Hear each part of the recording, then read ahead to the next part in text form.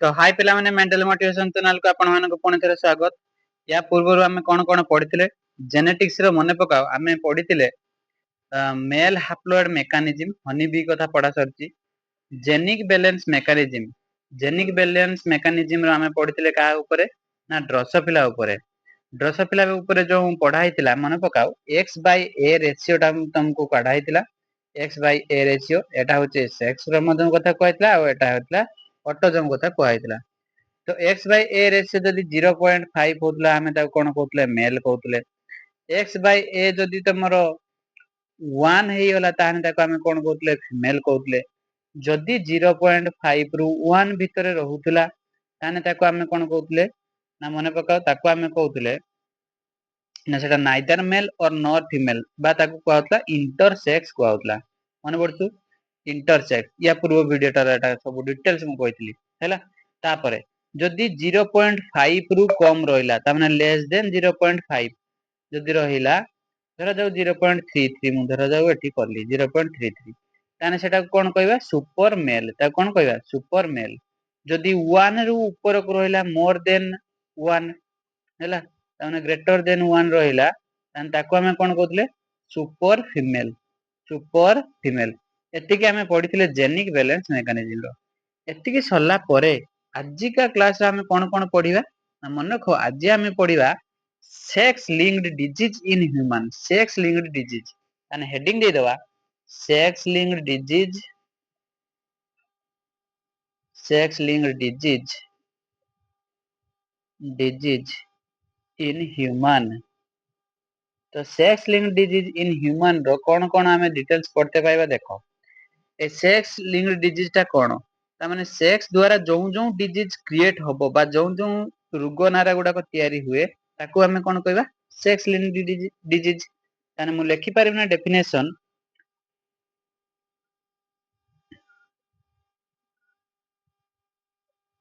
लिखि पारिबना the process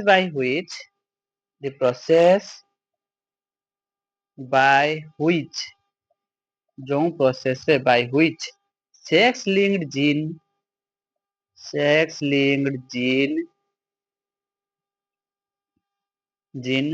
are inherited from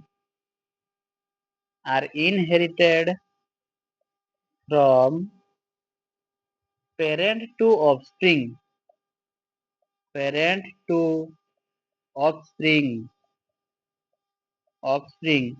called sex linked inheritance। तो ताको कोन कहया हमें सेक्स लिंक्ड इनहेरिटेंस कहया। तो ए सेक्स लिंक्ड इनहेरिटेंस दे कि जो जो डिजीज हुए ताको कहा जाए सेक्स लिंक्ड डिजीज। ताको कहा जाए कोन सेक्स लिंक्ड डिजीज। तो ए sex linked disease human being case रे मन रखो पिला माने दुईटा टाइप रो पाइबा हमें कोन कोन गुटे होची पढिते पाइबा हमें कलर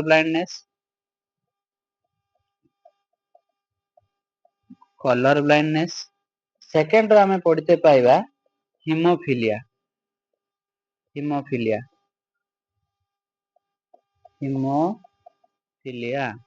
बुझिला। तो कलर ब्लाइंडनेस पढिया गुटे आ गुटे सेकंड पढिया कोन हीमोफिलिया को पढिया। तो डायरेक्ट हमें फर्स्ट हेडिंग दे दो ए दीटा जाक मन रखो गुटे लॉन्ग क्वेश्चन ए दीटा जाक लॉन्ग क्वेश्चन गला थरो हीमोफिलिया टा को शॉर्ट नोट रो पके देतला। ए वर्ष इंपोर्टेंट तो मानकर कलर ब्लाइंडनेस अछि बहुत ही इंपोर्टेंट तेनु सेही पई मु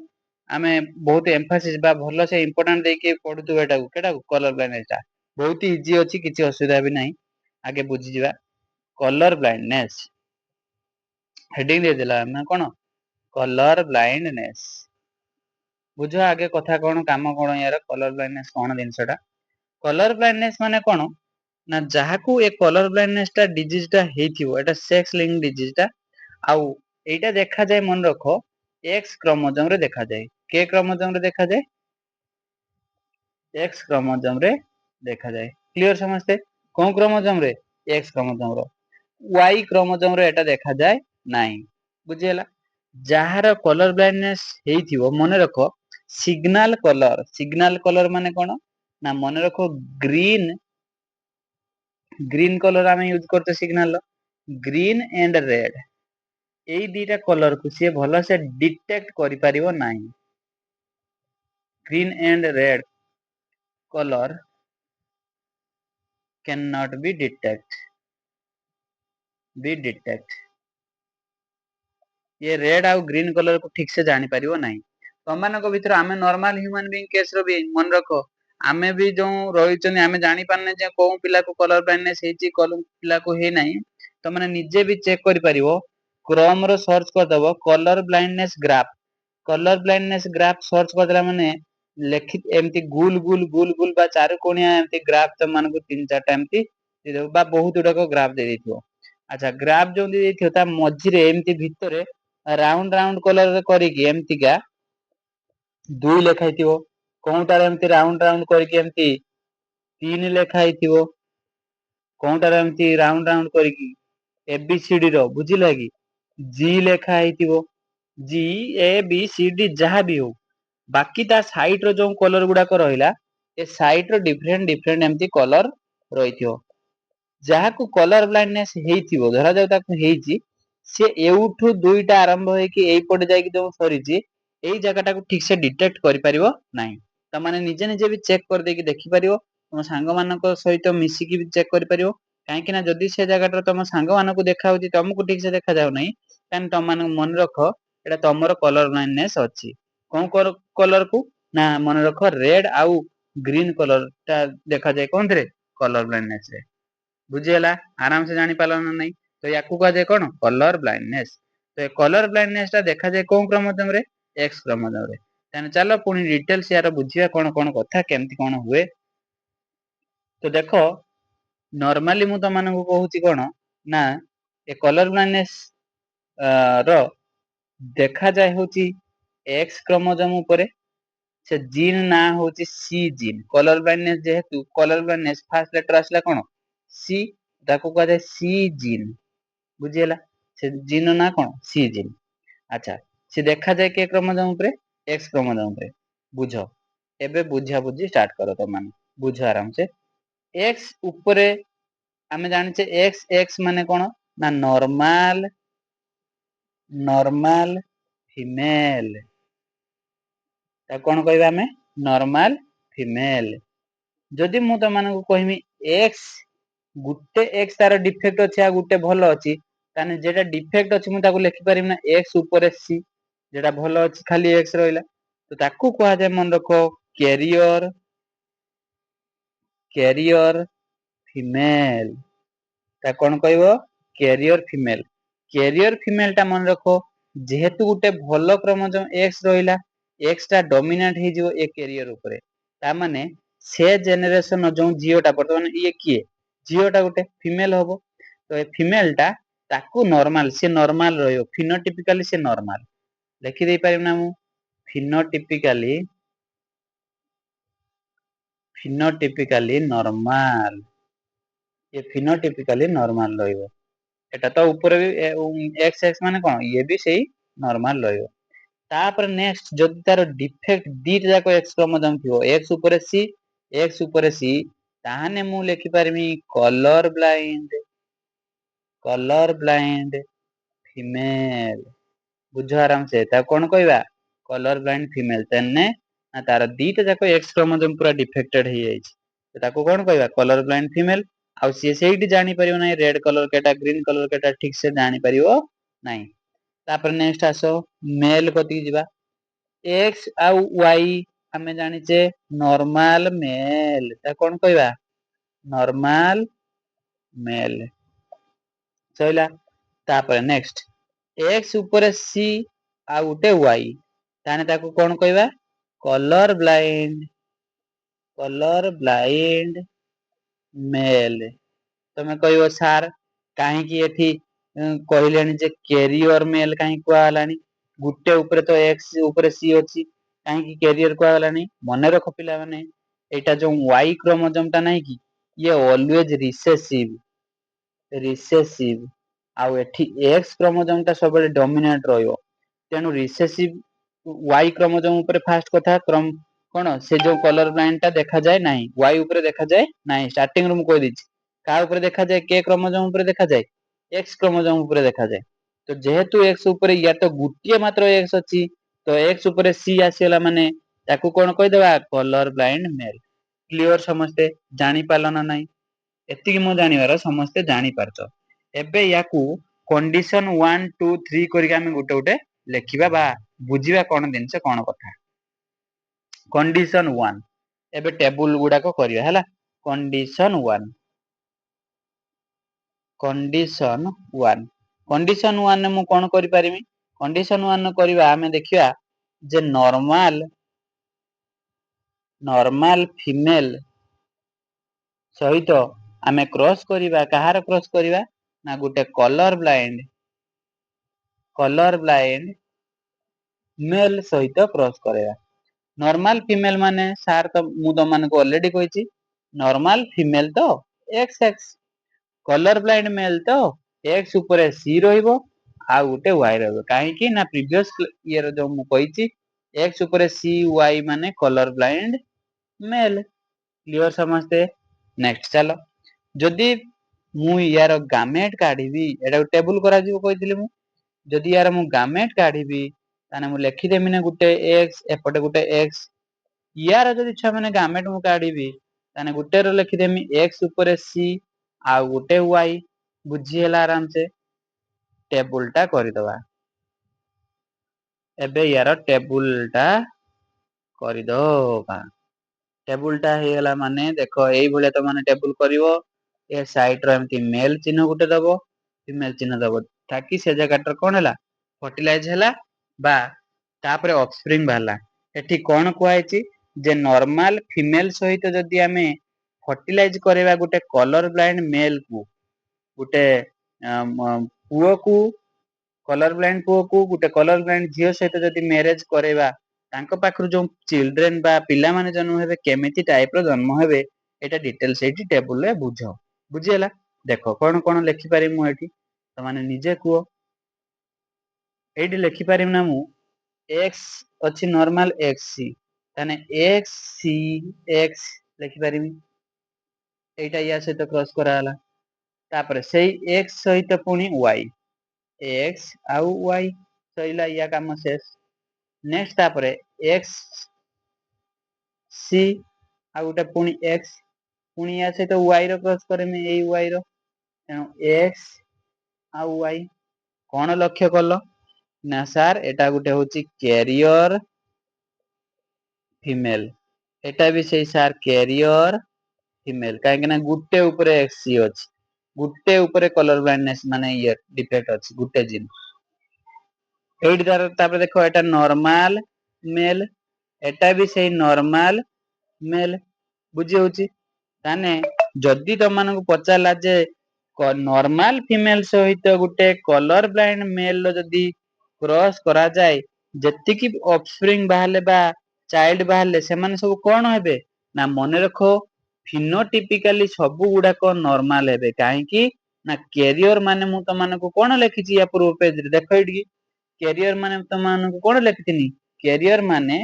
फिनोटिपिकली नॉर्मल एक्स बाकी देखो एठी तो नॉर्मल मेल बुझियला आराम से ताने फिनोटिपिकली 100% से माने कोन होचंती नॉर्मल होचंती जदि जीनोटिपिकली हमें देखिबा ताने 50% हे जिवो कैरियर फीमेल आउ 50% हे जिवो नॉर्मल मेल क्लियर समझते तेनु एटा ही गला त मानकर कंडीशन 1 क्लियर कंडीशन 1 जानि पालो तापर देखो कंडीशन 1 सरिला परे आमे कोन करिवा ना कंडीशन 2 को जिवा कंडीशन 2 रो कोन करिवो ना मन रखो जो कैरियर फीमेल बाहर लानी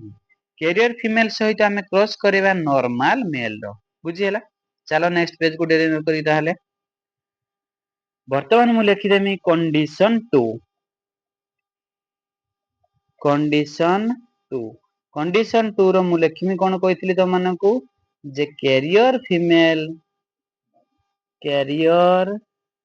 फीमेल सहित क्रॉस करेमी कहारो ना नॉर्मल मेल रो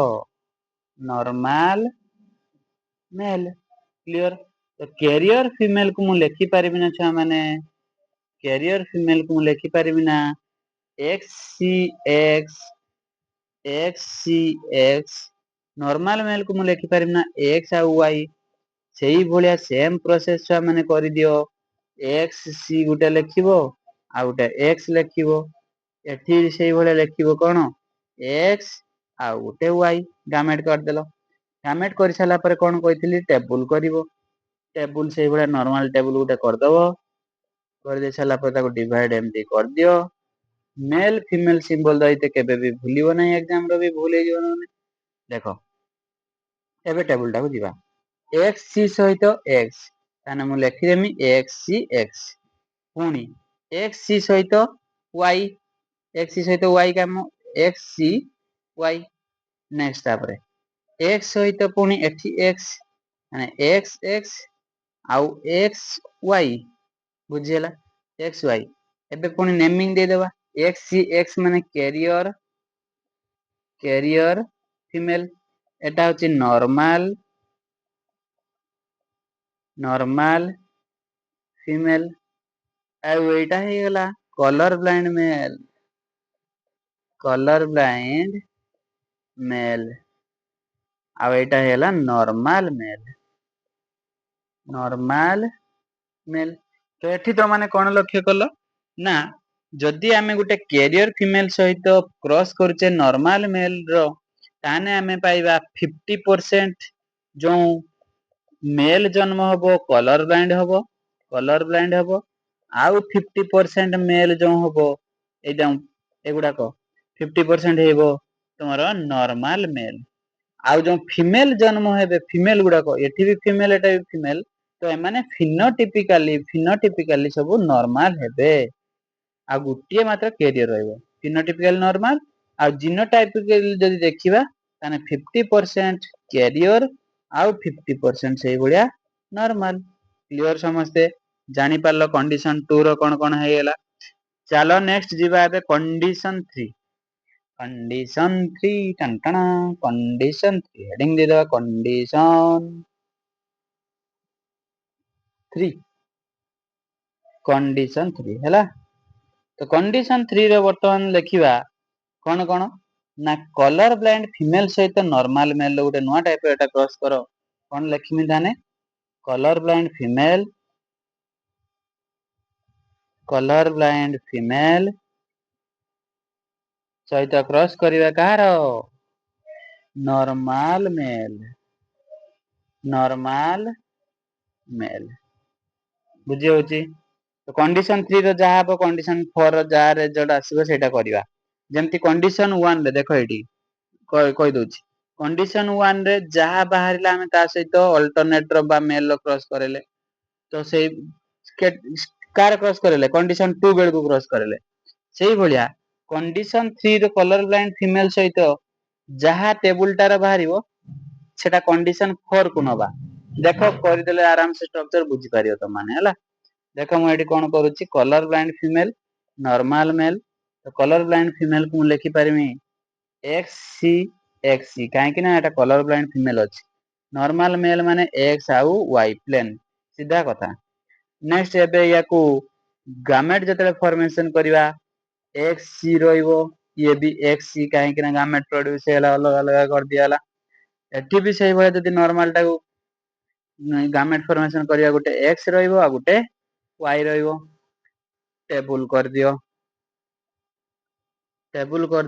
टेबल करि साला परे वर्तमान एबे देखो सिंबल कहिदिनी कोन एई सिंबल टा दे देबो मेल फीमेल एटा होची मेल पई एटा होची मनफ फीमेल पई हला देखो क्रॉस कला बेले XC अछि एठी कोन अछि X लेखि पारिमिना XCX पुणी XC आ गुटे Y काहे कि ना एठी XC अछि एटा Y XCY तापर नेक्स्ट एठी XC अछि पुणी X अछि लेखि पारिमिना XCX पुणी से XCY एटा को लेखि देबो पारि हमें कैरियर फीमेल एटा भी से कैरियर फीमेल एटा कलर ब्लाइंड मेल एटा भी से कलर ब्लाइंड मेल एटा मेल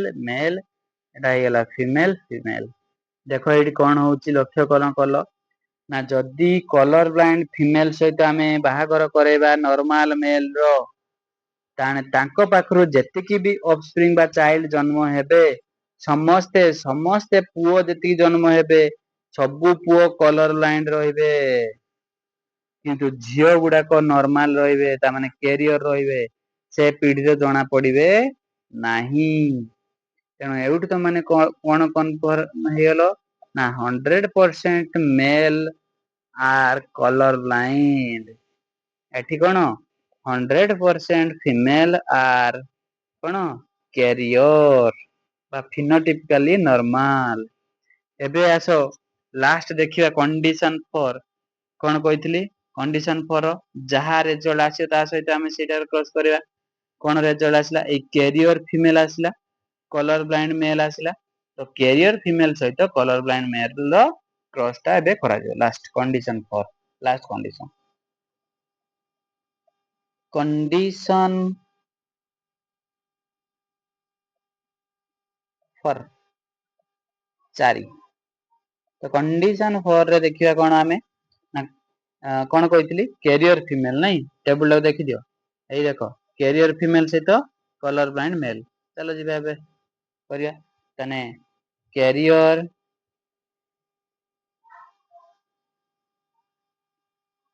କ୍ୟାରିୟର ଫିମେଲ ସହିତ କ୍ରସ କରାଯିବ କଲର ବ୍ଲାଇଣ୍ଡ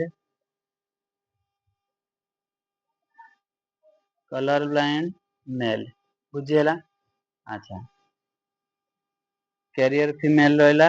କଲର ବ୍ଲାଇଣ୍ଡ ମେଲ ରହିଲା। କ୍ୟାରିୟର ଫିମେଲ ପାଇଁ symbol X C X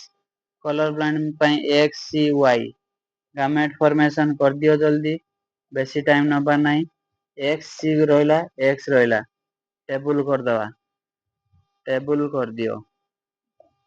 table ଏପଟେ ସେପଟେ କରିଦେଲ। ସିମ୍ବଲ କଣ କହିଥିଲି ମେଲ ଫିମେଲ ସିମ୍ବଲ ଟା ଦେଇଦବ ବହୁତ ଇମ୍ପୋର୍ଟାଣ୍ଟ। ୟାର ଏକ୍ସ ସି ଆଉ ଗୋଟେ ୱାଇ। ଏବେ କ୍ରସ କରିବା ଆରାମ ସେ ଏକ୍ସ ସି ସହିତ ଏକ୍ସ ସି। ତାନେ ହେଇଗଲା ଏକ୍ସ ସି ଏକ୍ସ ସି। ପୁଣି ଏକ୍ସ ସି ସହିତ ୱାଇ ମାନେ ଏକ୍ସ ସି ୱାଇ ଗଲା। ନେକ୍ସଟ ଏକ୍ସ ସହିତ ଏକ୍ସ ସି ମାନେ ଏକ୍ସ ସି ଏକ୍ସ ଆଉ ଗୋଟେ ଏକ୍ସ ୱାଇ ଏକ୍ସ ୱାଇ। ଏଇଠି କଣ ଲକ୍ଷ୍ୟ କଲ ଦେଖ ଏଇଠି ଲକ୍ଷ୍ୟ ଏଇଟା କଲ କି ତମ ମାନେ ଯେ ଯେତେବେଳେ କଲର ବ୍ଲାଇଣ୍ଡ ବା କ୍ୟାରିୟର ଫିମେଲ ସହିତ ଆମେ କ୍ରସ କରୁଛେ ଗୋଟେ କଲର ବ୍ଲାଇଣ୍ଡ ମେଲ ର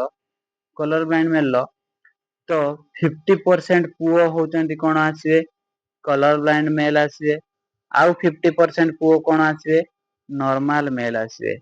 କିନ୍ତୁ ଫିମେଲ ଯୋଉ ଆସିବେ 50% ପୁରା କଲର ବ୍ଲାଇଣ୍ଡ ଏଠି 50% କଣ ଆସିବେ କଲର ବ୍ଲାଇଣ୍ଡ ଆଉ 50% ନର୍ମାଲ ନୁହନ୍ତି କ୍ୟାରିଅର ହେଇଗଲେ ଏଠି। କାହିଁକି ନା ଏଟା ହଉଛି colour blind. Colour blind female. ଏଇଟା ହଉଛି କ୍ୟାରିଅର ଫିମେଲ। ବୁଝିହେଲା ଏଇଟା ହଉଛି ନର୍ମାଲ ଏଟା ନର୍ମାଲ ନା ସାଙ୍ଗେ ସାଙ୍ଗେ ହଁ ମାରି ଦଉଛ ଆଉ ନା ଏଇଟା ହଉଛି କଲର ବ୍ଲାଇଣ୍ଡ ମେଲ। ଏଇଟା ହଉଛି ନର୍ମାଲ ମେଲ। ତେଣୁ ଏଇଠୁ ତ ମାନେ କନଫର୍ମ ହେଇଗଲା ଯେ ସାର୍ କ୍ୟାରିୟର ଫିମେଲ ସହିତ ଯଦି ଆମେ କଲର ବ୍ଲାଇଣ୍ଡ ମେଲ ର କ୍ରସ କରେଇବା ତାହେଲେ